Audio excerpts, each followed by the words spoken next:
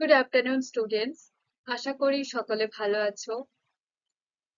তো তোমাদের সাহিত্য মেলার প্রথম পাঠের অন্তর্গত প্রথম অধ্যায় অর্থাৎ কবিগুরু রবীন্দ্রনাথ ঠাকুরের লেখা বোঝাপড়া কবিতাটি আমরা পড়েছি কয়েকটি ক্লাস জুড়ে। বিস্তারিত ভাবে জেনেছি, প্রত্যেকটি লাইনের অর্থ অনুযায়ী ব্যাখ্যা করে করে আমরা জেনেছি। হুম, তো সেই গল্পের সারমর্ম, নামকরণ এবং তোমাদের অনুশীলনী কিছু প্রশ্ন উত্তরের আলোচনা নিয়ে আজকে আমি চলে এসেছি। তো চলো দেখে নেওয়া যাক। বোঝাপড়া কবিতাটি একটি জীবনাদর্শিত কবিতা, একটি জীবনমুখী কবিতা, যেটা আমাদের জীবনকে সঠিক আদর্শে আদর্শায়িত করতে পারে, সেই কথাই কবি এই কবিতার মধ্যে দিয়ে তুলে ধরেছেন। কবি এই কবিতার মধ্যে দিয়ে মানুষের মনের সঙ্গে মস্তিষ্কের একটা বোঝাপড়ার কথা বলেছেন। মানুষের আবেগের সঙ্গে তার বুদ্ধিসত্তার, তার যুক্তির একটা বোঝাপড়ার কথা বলেছেন। এবং সব থেকে গুরুত্বপূর্ণ যেটা বলেছেন সেটা হলো সত্য। সত্যকে সহজে গ্রহণ করার কথা বলেছেন, যে সত্যের জয়গান কিংবা সত্যের গুরুত্ব, যেটা প্রাচীন কাল থেকেই কেউ না কেউ ওটা পৃথিবীবাসীকে জানান দিয়ে আসছে। যেমন প্রাচীন কালের রচিত মুন্ডক উপনিষদ পৃথিবীবাসীকে জানিয়েছিল সত্যমেব জয়তে। ছাড়া স্বামী বিবেকানন্দও বলেছেন যে সত্যের জন্য সবকিছু ত্যাগ করো, কিন্তু কোনো কিছুর জন্য সত্যকে ত্যাগ করো। তেমনি এপিজে আব্দুল কালামও জানিয়েছেন, বলেছেন যে true is like a surgery, it hurts but it's cure. মানে সত্যি সার্জারির মতো, অপারেশনের মতো। দেখো, মানুষের কোনো রোগ হলে শরীরের কোনো অংশে যেটাকে সার্জারি করা প্রয়োজন, সেটাকে সার্জারি করার পর কিছুদিন ব্যথা থাকে, তারপর কি হয়, সেটা একেবারে নির্মূল হয়ে যায়। হুম, সে সুস্থ হয়ে ওঠে একেবারে। তাছাড়া যদি সেই ক্ষতটা কিংবা সেই রোগটা যদি আমরা পুষে পুষে রাখি এবং নানান রকমের ওষুধ খেয়ে থাকি, সেটা কি কমবে? একেবারে নিশ্চয়ই নয়। সেটা ধীরে ধীরে বাড়বে, বই কি কমবে। কিন্তু সার্জারির পর কয়েকদিন ব্যথা পেয়ে কিন্তু একেবারে ঠিক হয়ে যায়, তাই না? সত্যটাও তেমনি। তিনি এটাই জানাতে চেয়েছেন যে সত্যিটাও সেরকম সার্জারির মতো। কিছুদিন সেই বাস্তবটা, সত্যটাকে তুমি গ্রহণ করার পর, মেনে নেওয়ার পর কিছুদিন কষ্ট পাবে ঠিকই, কিন্তু কিছুদিন পর নিজেকে আরো ভালো করে শক্ত করতে পারবে, নিজের মনকে আরো বলিষ্ঠ করতে পারবে, জীবন যুদ্ধে নিজেকে আরো আগিয়ে নিয়ে যেতে পারবে। হুম, একেবারে ভালো হয়ে যাবে, ভালো থাকবে, সুখে থাকবে। একটা মনকে প্রশান্তি এনে দেয় এই সত্য। তার কারণ এই আগের ক্লাসগুলিতেও যদিও আলোচনা হয়েছে যে তুমি মনের মধ্যে কোনো একটা মিথ্যাকে আশ্রয় দিয়ে দিয়ে, প্রশ্রয় দিয়ে দিয়ে বাড়িয়ে যাচ্ছ, কিন্তু তোমার দেখবে মনে একটা শান্তি আসবে না। কোথাও না কোথাও একটা কাটার মতো বাঁধবেই। হুম, যে ভুল করছি বা ভুল পথে এগোচ্ছি, এই পরিণাম কি হবে তা জানা নেই, কিন্তু ক্ষণিকের জন্য ভালো হলেও সেটা মনকে প্রশান্তি দেয় না। কিন্তু সত্য খারাপ হলেও সেটা সত্য, সত্য সুন্দর, তাকে গ্রহণ করো। সেটা কিছুদিন কষ্ট পেলেও পরে একটা সময় ঠিক হয়ে যায়, মনের প্রশান্তি এনে দেয়।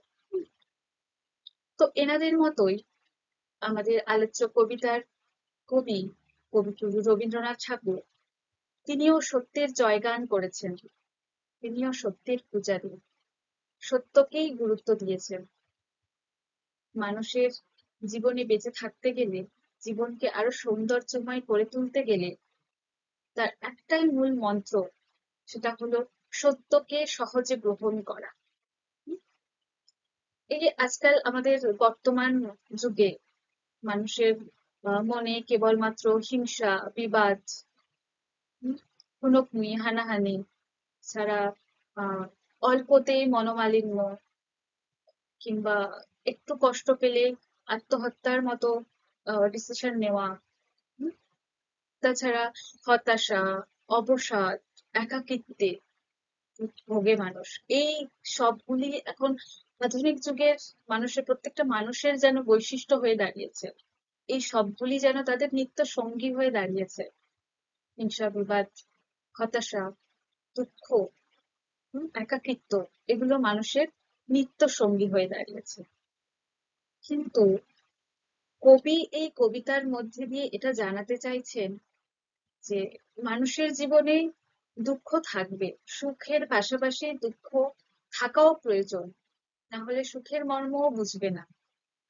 তাই মানুষের জীবনে যত দুঃখ আসুক না কেন, যত বড় আঘাত আসুক না কেন, যেটা বাস্তবে ঘটছে, যেটা সত্য, সেটাকে সহজে গ্রহণ করো, সহজে মেনে নাও, এবং সেই আঘাতের জন্য লড়াই করার জন্য মনকে আগে থেকে প্রস্তুত রেখো, নিজের মনকে বলিষ্ঠ করো, যাতে বড় আঘাত আসলে তোমাকে একেবারে ভেঙে খান খান না করে দেয়। সেই যে মৃত্যুর মতো বা আত্মহত্যার মতো সেরকম ডিসিশন না নিতে হয়। হুম? তিনি আহ জীবনটা কত সুন্দর তুমি সেটাও বলছে। এই যে গোটা বিশ্বভুবন কবিতার মধ্যে আমরা দেখি, গোটা বিশ্বভুবন, তার মধ্যে কত সৌন্দর্য ভরে রয়েছে। হুম? এবং মানুষের জীবনও কত সুন্দর সেটাও তিনি জানিয়েছেন। আমরা চাইলে এই প্রকৃতির থেকে, বিশ্বভুবন থেকে সৌন্দর্য উপভোগ করতে পারি। আমরা জীবনের সেই খারাপ দিকগুলি, সেই অন্ধকার দিকগুলিকে পেছনে ফেলে জীবনের আলোর রেখা আনতে পারি, জীবনটা আলোতে ভরিয়ে দিতে পারি। এবং কবিগুরু রবীন্দ্রনাথ ঠাকুর তার এই কবিতার মধ্যে দিয়ে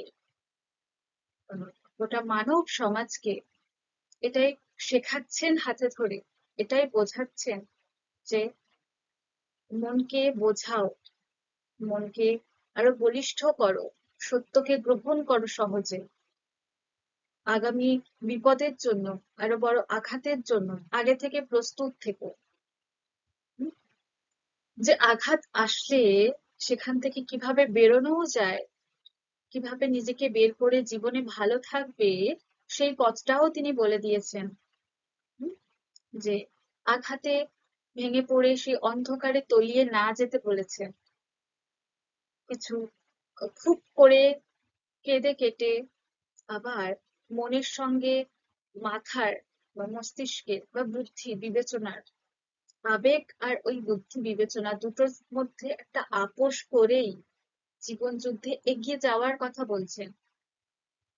পেছনে ফিরে না তাকাতে বলছেন, যে যা কিছু হয়েছে পেছনে পড়ে থাক, আমরা যেন আগিয়ে যাই কেবল। হুম? এবং সবচেয়ে মূল মন্ত্র সেটা ওই একই, সত্যকে সহজে গ্রহণ করা। এটা এই কবিতাটির সারমর্ম। হুম? সার সংক্ষেপ বা বিষয়বস্তু আলাদা করে বলছি না, কারণ কবি এই কবিতার মধ্যে দিয়ে জীবনের নানা দিকগুলিকে ফুটিয়ে তুলেছেন, যে কোন কোন দিকগুলিতে আমরা পথভ্রষ্ট হয়ে যাই, নিজেদের জীবনটাকে রসাতলে তলিয়ে দিই, নিজেদের পায়ে নিজেরা কুড়ুল মারি, সেই দিকগুলো ফুটিয়ে তুলেছেন। এবং সেই জীবনের সেই আঘাতের দিনগুলি, কষ্টে ভেঙে পড়া দিনগুলি থেকে বেরোনোর রাস্তাও বলে দিয়েছেন, যেটা আগের ক্লাসগুলিতেও আলোচিত হয়েছে। তো এই হলো কবিতাটির সারমর্ম। এবার আসি নামকরণে। নামকরণ, অর্থাৎ আলোচ্য কবিতাটির নামকরণ, কবিতাটির মধ্যে নিহিত তাৎপর্যের সঙ্গে কতটা সার্থকতা লাভ পেয়েছে সেটা আমাদের দেখার। তো এই নামকরণ, এটা বাংলা সাহিত্যে খুবই গুরুত্বপূর্ণ একটা বিষয়। এবং আমাদের আলোচ্য কবিতায় কবি রবীন্দ্রনাথ ঠাকুর, তিনিও এই নামকরণের বিশেষত্বে বিশ্বাসী। তাই তিনি নিজেই এই কবিতার নামকরণ করেছেন বোঝাপড়া। যে বোঝাপড়া মানুষের আবেগের সঙ্গে তার বুদ্ধিসত্তার, অর্থাৎ মানুষের মনের সঙ্গে তার মস্তিষ্কের বোঝাপড়ার কথা তিনি এই কবিতার মধ্যে দিয়ে ফুটিয়ে তুলেছেন। যে মন আসল হলো, মনই আমাদেরকে পরিচালনা করে, তাই না? যে সেই মন আর মস্তিষ্ক, যে দুটোর সঙ্গে তিনি বোঝাপড়া করাতে চেয়েছেন, সেই মন বেশিরভাগ আমাদেরকে পরিচালনা করে থাকে। আমরা আমরা আমাদের দিমাগ কি বলছে সেটা না শুনে বেশিরভাগ আমরা মনকেই গুরুত্ব দিই, মন যেটা চাইছে সেটাই করি। অর্থাৎ মনই আমাদেরকে পরিচালনা করে, মন আমাদের পরিচালক। তাই আমাদের আচরণের মধ্যে দিয়েই আমাদের কিন্তু আসলে মনের বহিঃপ্রকাশ ঘটে। অর্থাৎ আমার মনে কি আছে, যে আমি আহ হিংসুটি নাকি দয়ালু, আহ, নাকি কিরকমটা আমার মনে আছে, সেটা আমার আচরণের মধ্যে দিয়েই প্রকাশ পায়, তাই না? তার ব্যবহারেই প্রকাশ পায়। তো সেই মন আর মস্তিষ্কের বোঝাপড়ার কথা কবি বলেছে। তো আলোচ্য কবিতায় সেই মনের সঙ্গে মানুষের যে নানা রকম বোঝাপড়ার কথা, ইঙ্গিত তিনি দিয়েছেন, জীবনের নানা দিক তিনি তুলে ধরেছেন, যেটা মনের সঙ্গে আপোষ করা যায়, সেই সব দিকগুলি তিনি ফুটিয়ে তুলেছেন। যে মানুষের যেগুলো সাধারণ ধর্ম, মনের যে সাধারণ ধর্ম, যে ঘুম, খিদে এবং তেষ্টা, এগুলো যেমন স্বাভাবিক, তেমনি এই চঞ্চল মনের ক্ষেত্রে ঈর্ষা, হিংসা, বিবাদ, ঘৃণা, ভালোবাসা, প্রত্যাখ্যান ইত্যাদি ইত্যাদি, এগুলি এগুলি মনের ধর্ম। এগুলো হয়েই থাকে। অনাদেশের পথে আহ পাড়ি দেওয়া, খারাপ পথে যাওয়া, হ্যাঁ, এই এই সবগুলি তো মন ঠিক করে, তাই না? মন আমাদেরকে নিয়ে যায়। তো এই যে এই দিকগুলি, যে মানুষের কবিতায় তিনি বারবার বলেছেন যে মানুষের জীবনে ভালো খারাপ সবটাই আসে, যে ভালো থাকলে খারাপও থাকবে, খারাপ থাকলে ভালো থাকবে।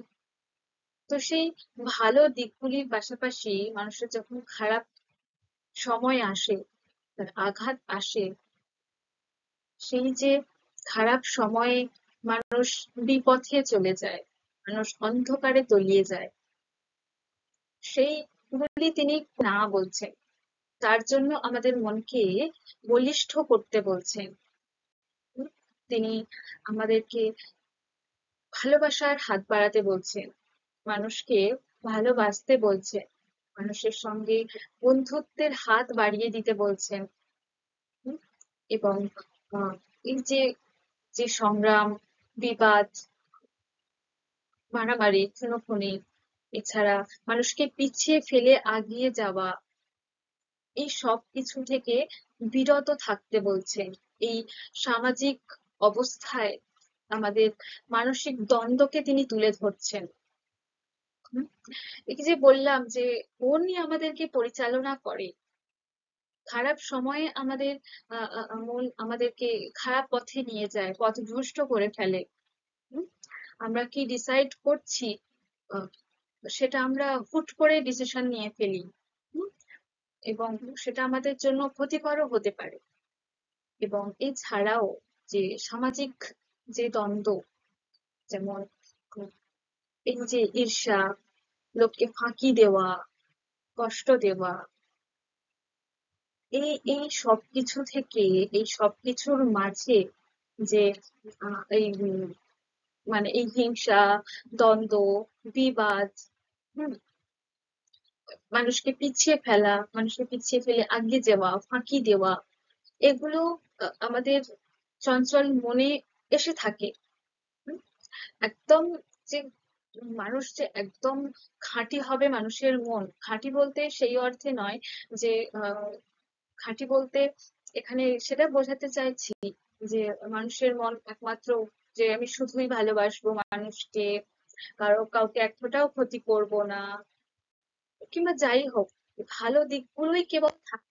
সেজন্যই তো মনকে চঞ্চল বলা হয়।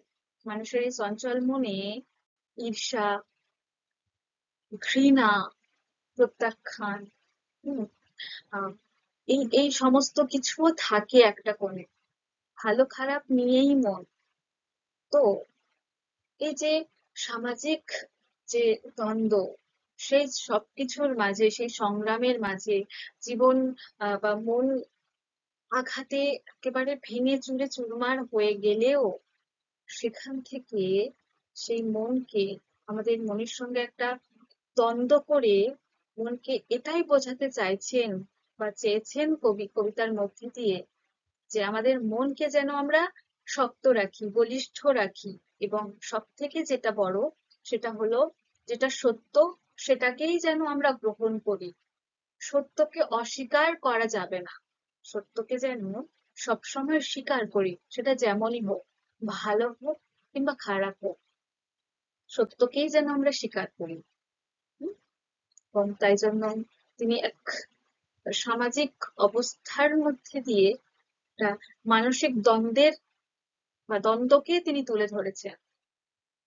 মানুষের মানসিক দ্বন্দ্বের মধ্যে এই যে একটা সামাজিক বর্ণনা তিনি কবিতার মধ্যে দিয়ে তুলে ধরেছেন, জীবনের নানা দিক যেটা সমাজের সঙ্গে ওতপ্রোতভাবে জড়িত, যেখান থেকে আমরা আঘাত পেয়ে থাকি, সেসব দিকগুলিও তিনি তুলে ধরেছে।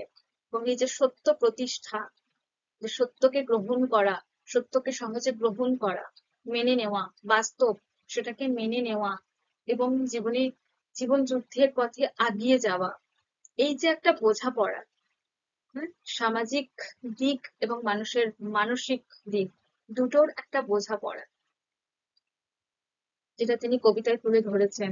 সব থেকে বড় কথা, মানুষের মন এবং মানুষের মস্তিষ্ক, এই দুটোরও একটা বোঝাপড়া তিনি এই কবিতার মধ্যে দিয়ে ফুটিয়ে তুলেছেন, এবং যার জন্য এই নামকরণটি সার্থক হয়ে উঠেছে, বোঝাপড়া।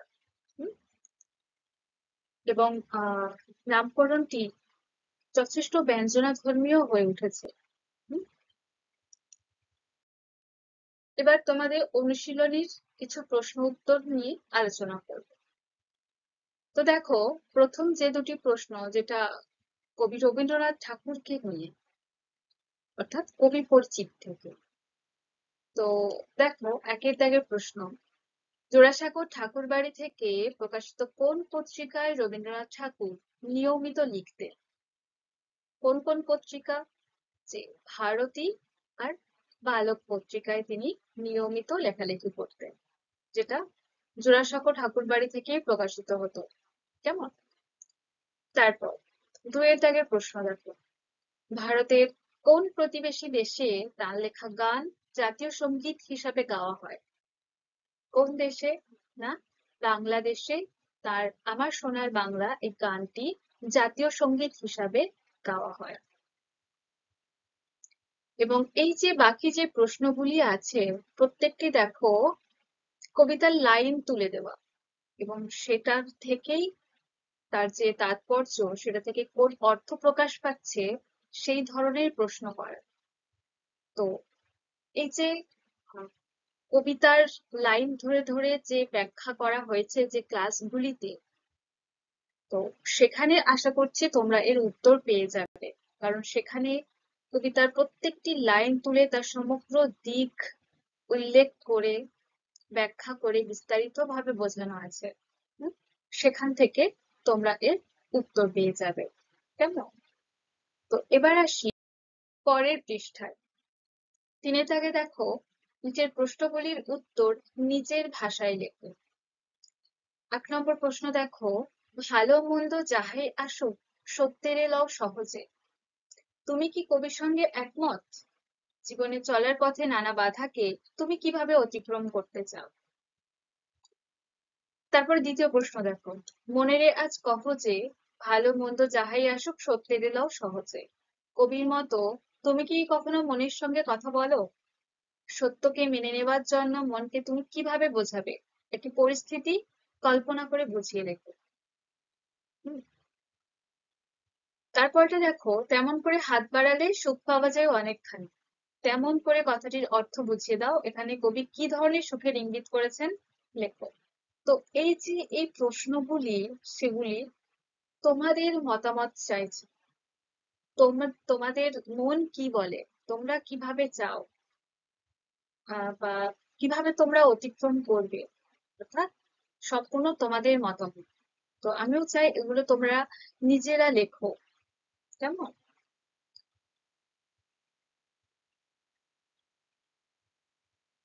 আচ্ছা, আর এই 3 দাগের প্রশ্ন, এটা তোমাদের মতামত না চাইলেও, যে তেমন করে হাত বাড়ালে সুখ পাওয়া যায় অনেক, তেমন করে কথাটির অর্থ বুঝিয়ে দাও। তেমন করে বলতে যে মন থেকে বন্ধুত্বপূর্ণ হাত বাড়ানোর কথা বলা হচ্ছে। হ্যাঁ, আর কি ধরনের সুখের ইঙ্গিত করেছেন সেটাও সেই কবিতার লাইন তুলে যেখানে ব্যাখ্যা করা আছে, সেখানে এই নিয়ে আলোচনা হয়েছে।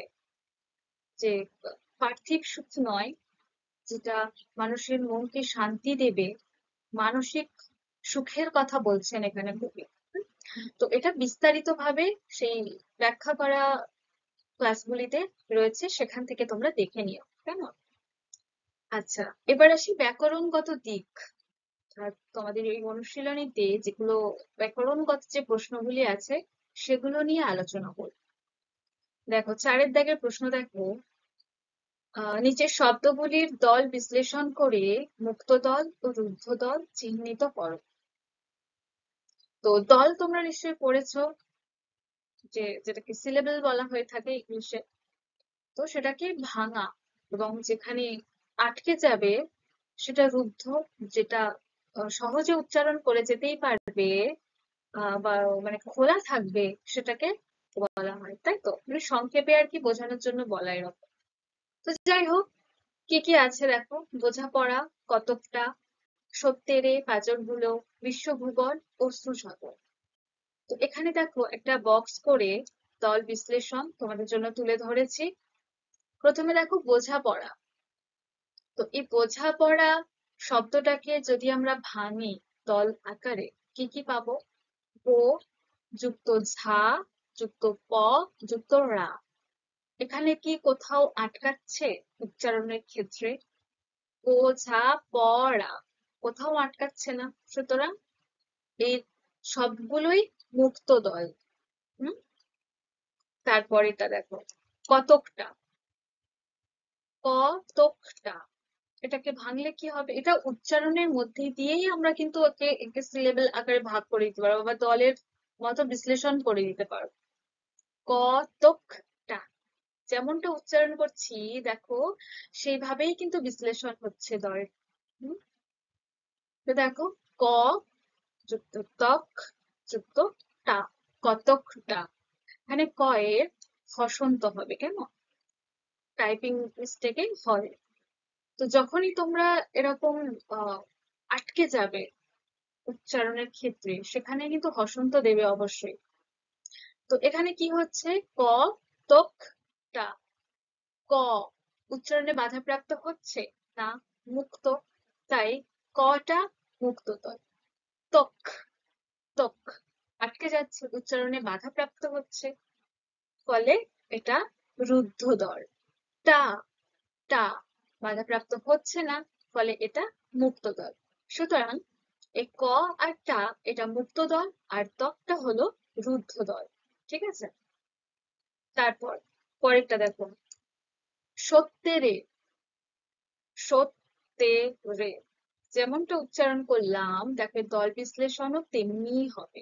সৎ তে রে, সৎ। এখানেও একটা হসন্ত।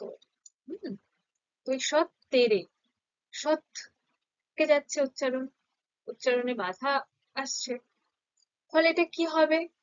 রুদ্ধ দল। হুম, তে রে, তে মুক্ত, রে ও মুক্ত।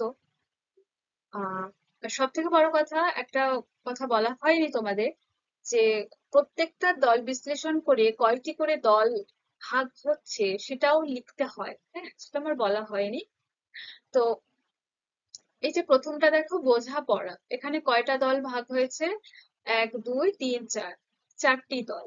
এখানে চারটি দলে বিশ্লেষণ হয়েছে। কতকটা, কতকটা, তিনটি দল এখানে।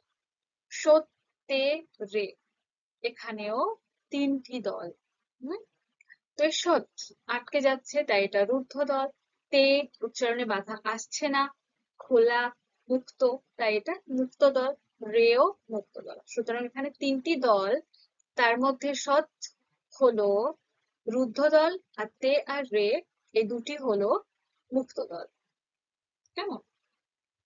তারপর পাঁজর গুলো, পা চোর গুলো, সেই অনুযায়ী ভাগ হয়েছে, এখানেও হসন্ত হবে। তো এখানে কটা দল হচ্ছে? 1 2 3 4। তাহলে এই পাঁজরগুলো শব্দটির মধ্যে দিয়ে চারটি ভাগে দল বিশ্লেষণ হচ্ছে। তো মানে কয়টি মুক্ত দল, কয়টি রুদ্ধ দল, চলো দেখি। পা, এখানে উচ্চারণে কি বাধাপ্রাপ্ত হচ্ছে? না, তাহলে এটা কি? মুক্ত দল। জোর, জোর বাধাপ্রাপ্ত হচ্ছে, আটকে যাচ্ছে, ফলে এটা রুদ্ধ দল। গু, এটা কি? বাধাপ্রাপ্ত হচ্ছে না, এবং শেষে আহ স্বরবর্ণই আছে, গ যুক্ত উ, গু, উ স্বরবর্ণ, ফলে এই গুটাও হলো মুক্ত দল। লো, ল যুক্ত ও, লো, ও স্বরবর্ণ এবং উচ্চারণে কোনো বাধাপ্রাপ্ত হচ্ছে না, ফলে এটাও মুক্ত দল। তাহলে এই দল বিশ্লেষণটির মধ্যে কয়টি মুক্ত দল ও কয়টি রুদ্ধ দল আছে? পা, হু, লো, এই তিনটি হলো মুক্ত দল, আর জ্বর একটি হলো রুদ্ধ দল, তাই তো?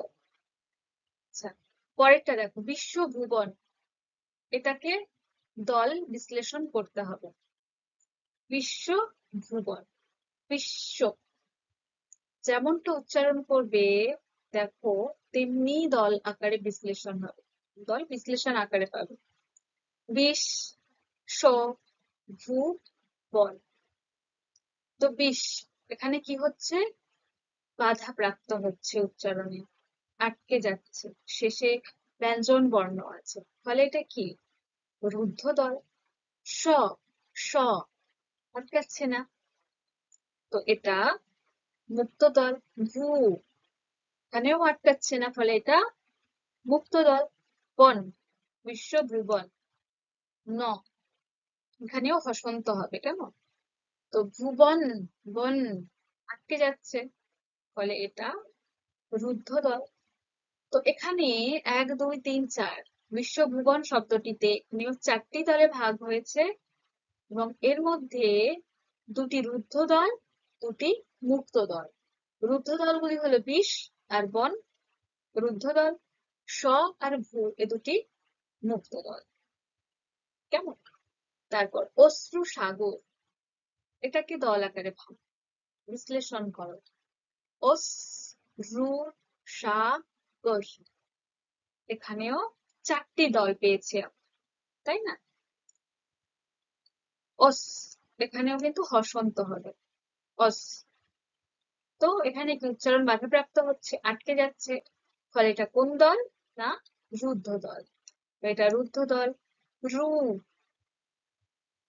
বাধাপ্রাপ্ত হচ্ছে না, খোলা, ফলে এটা মুক্ত দল। সা, এটাও মুক্ত দল। গর, গর আটকে যাচ্ছে, শেষে স্বর ব্যঞ্জন বর্ণ থাকছে এবং উচ্চারণে বাধাপ্রাপ্ত হচ্ছে, ফলে এটা কোন দল? না, রুদ্ধ দল। তো এখানে কয়টি রুদ্ধ দল, কয়টি মুক্ত দল আছে? না, দুটি রুদ্ধ দল, দুটি মুক্ত দল আছে। তাই তো? অস আর গর এই দুটি হলো রুদ্ধ দল, আর রু আর সা এই দুটি হলো মুক্ত দল। বুঝতে পেরেছো?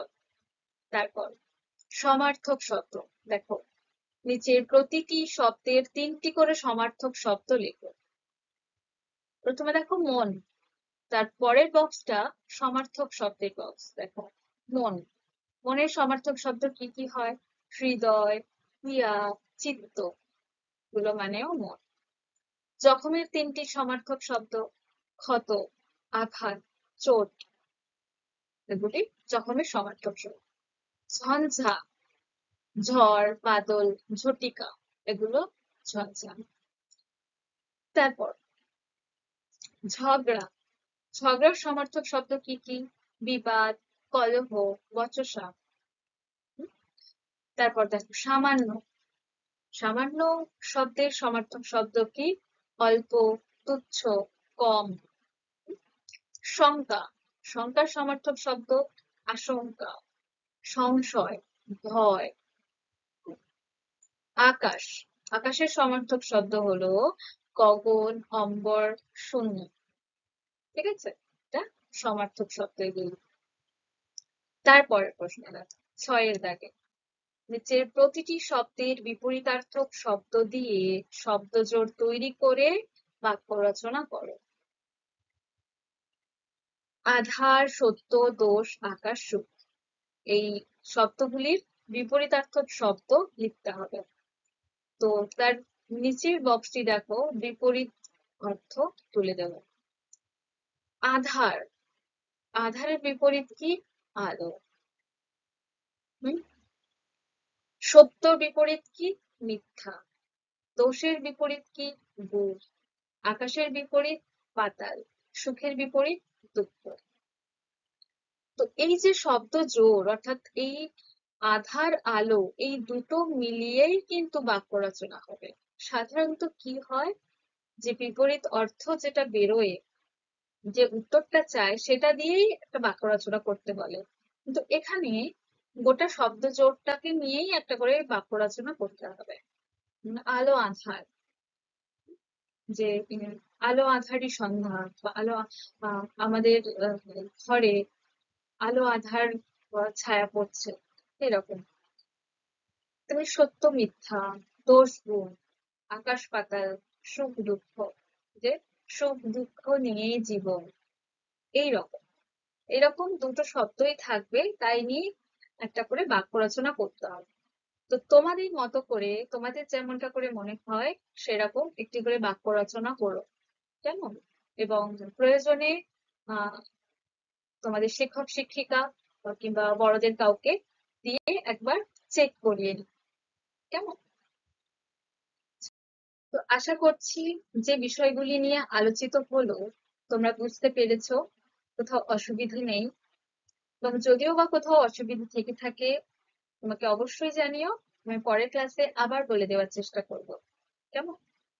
তো ভালো থেকো সবাই, এগুলো বাড়িতে অভ্যাস করো।